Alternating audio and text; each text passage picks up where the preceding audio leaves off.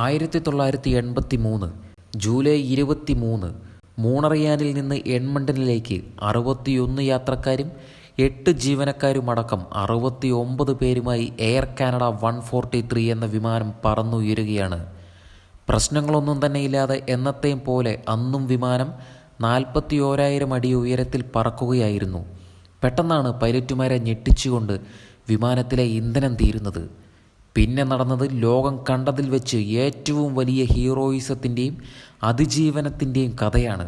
അതെ, ഹോളിവുഡ് സിനിമകളെപ്പോലും ഞെട്ടിക്കുന്ന വൈമാനിക ചരിത്രത്തിലെ സംഭവ ബഹുലമായൊരു കഥയാണ് ഇന്ന് നമ്മളിവിടെ കാണാൻ പോകുന്നത്. യഥാർത്ഥത്തിൽ കഥയുടെ തുടക്കം വിമാനം പറന്നുയരുന്നതിന് ഒരു ദിവസം മുമ്പാണ്. അതായത് തൂക്കമളക്കാനുള്ള 2 വ്യത്യസ്ത ഉപകരണമാണ് പൗണ്ടും കിലോഗ്രാമും.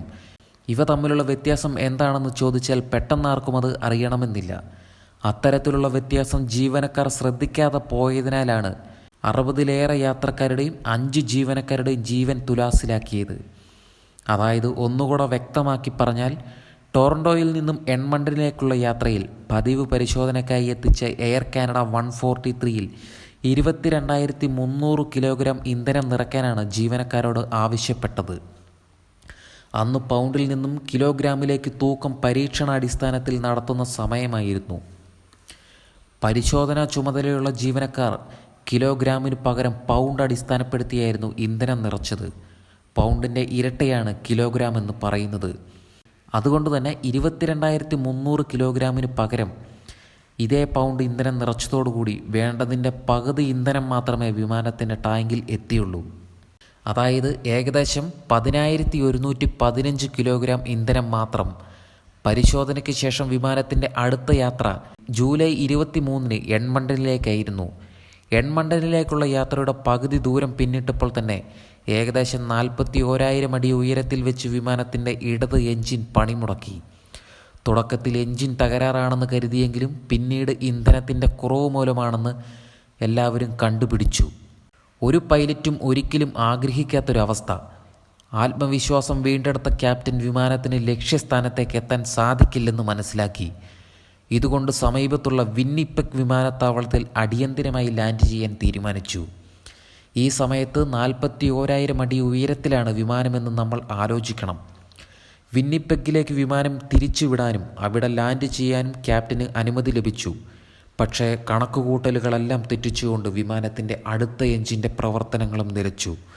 ലോകത്തൊരു പൈലറ്റും ഇത്രയും സങ്കീർണമായൊരു അവസ്ഥയെ അഭിമുഖീകരിക്കേണ്ടി വന്നില്ല.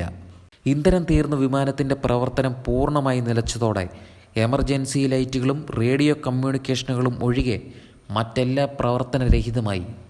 സമ്പൂർണ്ണ നിശബ്ദത. സത്യത്തിൽ 10,000-ത്തിലധികം മണിക്കൂർ വിമാനം പറത്തിയ എക്സ്പീരിയൻസ് ഉണ്ടായിരുന്നു ക്യാപ്റ്റൻ റോബർട്ട് പേഴ്സണ്. എന്നാൽ ഇത്തരമൊരവസ്ഥയിൽ എന്ത് ചെയ്യണമെന്ന് ആരും എവിടെയും പറഞ്ഞു കേട്ടിട്ടില്ല. വിമാനം അടിയന്തര പ്രശ്നത്തിൽ നേരിട്ടാൽ പ്രവർത്തിക്കേണ്ട രീതികൾ പറഞ്ഞു തരുന്ന എമർജൻസി ബുക്കിൽ പോലും ഈ സംഭവത്തെക്കുറിച്ച് പറഞ്ഞിട്ടുമില്ല. ഇതോടെ റോബർട്ട് പിയേഴ്സണും സഹ പൈലറ്റും തങ്ങളുടെ യുക്തി ഉപയോഗിച്ച് ഒരു ഭാഗ്യ പരീക്ഷണത്തിന് തയ്യാറായി. വിമാനത്തിന് പുറമെ ഗ്ലൈഡർ കൂടി പറത്തി മികച്ച പരിചയം റോബർട്ട് പിയേഴ്സണുണ്ടായിരുന്നു. അതുകൊണ്ട് തന്നെ മറ്റെല്ലാ മാർഗങ്ങളും അടഞ്ഞപ്പോൾ വായുവിൻ്റെ സഹായത്തോടെ വിമാനത്തെ ഗ്ലൈഡ് ചെയ്ത് താഴെ ഇറക്കാനായി പൈലറ്റിൻ്റെ ശ്രമം. അതീവ അപകടം പിടിച്ച തീരുമാനമായിരുന്നു ഇതെങ്കിലും മറ്റൊരു വഴിയും ക്യാപ്റ്റൻ്റെ മുമ്പിൽ ഉണ്ടായിരുന്നില്ല. പക്ഷേ അപ്പോഴേക്കും മറ്റൊരു പ്രതിസന്ധി ഉടലെടുത്തു. അതിവേഗം താഴ്ന്ന വിമാനം വിന്നിപ്പെഗ് വിമാനത്താവളങ്ങൾ വരെ എത്തുമോ എന്ന കാര്യം സംശയമാണ്. ഇതുതന്നെയാണ് സമീപത്തുള്ള ഉപേക്ഷിക്കപ്പെട്ട ഗിബ്ലിംഗ് നാവിക വിമാനത്താവളം ലാൻഡിംഗ് ഉപയോഗിക്കാൻ ക്യാപ്റ്റൻ തീരുമാനിച്ചത്. പക്ഷേ ഈ വിമാനത്താവളത്തിൻ്റെ സ്ഥാനമോ വിമാനത്തിൻ്റെ നിലവിലെ ആറ്റിറ്റ്യൂഡോ വേഗമോ ഒന്നും എഞ്ചിനുകൾ പ്രവർത്തനരഹിതമായതുമൂലം ലഭ്യമായിരുന്നില്ല. നാവികസേന ഓഫീസറായിരുന്നപ്പോൾ ഗിബ്ലിംഗ് വിമാനത്താവളത്തിൻ്റെ ലൊക്കേഷൻ ക്യാപ്റ്റൻ ഊഹിച്ചെടുത്തു. ഇനിയാണ് പ്രതിസന്ധികളുടെ ഘോഷയാത്ര. ഇതുവരെ കണ്ടത് ഇൻ്റർവെല്ലിന് മുമ്പുള്ള ട്വിസ്റ്റുകളായിരുന്നുവെന്ന് പിയേഴ്സണും കിൻഡലിനും ബോധ്യപ്പെട്ടത് പിന്നീടായിരുന്നു. കാരണം പിന്നീടങ്ങോട്ട് സംഭവിച്ച കാര്യങ്ങൾ സിനിമയിൽ പോലും കണ്ടാൽ ആരും വിശ്വസിക്കാൻ തയ്യാറാവില്ല. മണിക്കൂറിൽ ഏതാണ്ട് 250 മൈലായിരുന്നു വിമാനത്തിൻ്റെ വേഗത. വിമാനത്തിൻ്റെ 3 വീലുകളും ഇതിനോടകം തന്നെ ലാൻഡിങ്ങിന് തയ്യാറായിരുന്നു. ഒപ്പം വേഗം നിയന്ത്രിക്കാനായി ഉപയോഗിച്ചത് വിമാനത്തിന് പുറകിലായി ഉണ്ടായിരുന്ന വിൻഡ് ടർബിൻ ആയിരുന്നു. ഇതിൽ മുൻവശത്തെ വീലിലായിരുന്നു ആദ്യ പ്രതിസന്ധി ഉണ്ടായത്. ഉറച്ചു നിൽക്കാതെ മുമ്പോട്ടും പിമ്പോട്ടും ആടിക്കൊണ്ടിരുന്ന വീൽ ഉപയോഗിച്ച് ലാൻഡിംഗ് സാധ്യമല്ലെന്ന് ക്യാപ്റ്റൻ വൈകാതെ മനസ്സിലാക്കി. ഇതോടൊപ്പം വിൻ ടർബൈൻ താഴേക്ക് കൂടുതലെത്തി വേഗം കുറയുന്നതോടെ പ്രവർത്തനം അവസാനിപ്പിക്കും. ഇതോടെ വിമാനം എങ്ങോട്ട് തിരിയുമെന്ന് മനസ്സിലാക്കാൻ വളരെ പ്രയാസമാണ്. അടുത്തതായിരുന്നു ഏറ്റവും വലിയ പ്രതിസന്ധി. ഉപയോഗിക്കാതെ കിടന്ന നാവികസേനാ വിമാനത്താവളം പ്രാദേശിക മത്സരങ്ങൾക്കുള്ള റേസിംഗ് ട്രാക്കാക്കിയത് ആരും അറിഞ്ഞിരുന്നില്ല. ക്യാപ്റ്റനോ എയർക്രാഫ്റ്റിംഗ് ടീമിലുള്ളവരോ ഇക്കാര്യത്തെക്കുറിച്ച് ബോധവാന്മാർ അല്ലായിരുന്നു. വിമാനം ലാൻഡിങ്ങിനായി എടുക്കുമ്പോൾ ഈ ട്രാക്കിൽ റേസിംഗ് നടന്നുകൊണ്ടിരിക്കുകയായിരുന്നു. വിമാന റൺവേയും ട്രാക്കിൻ്റെ ഭാഗമായിരുന്നു. കൂടാതെ റേസിംഗിൻ്റെ കാഴ്ചക്കാരായി നിരവധി പേർ ഗ്രൗണ്ടിലുണ്ടായിരുന്നു.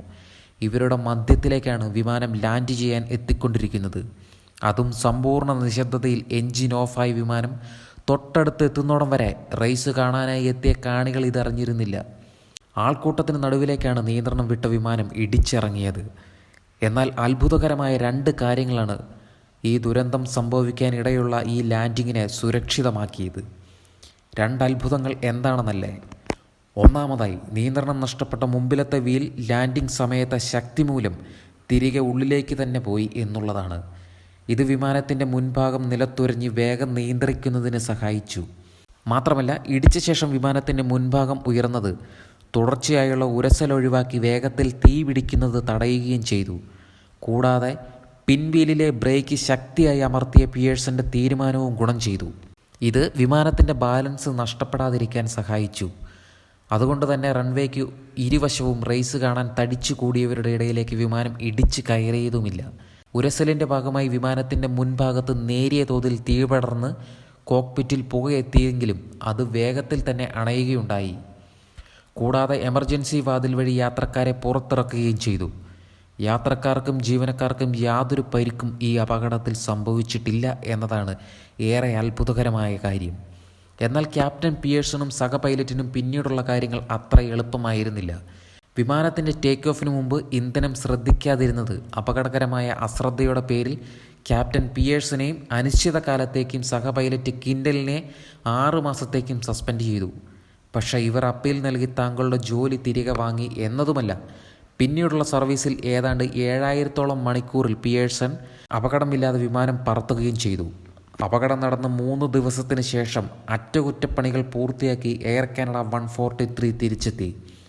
25 വർഷങ്ങൾക്ക് ശേഷം 2008 ഈ വിമാനം സേവനം അവസാനിപ്പിച്ചത്.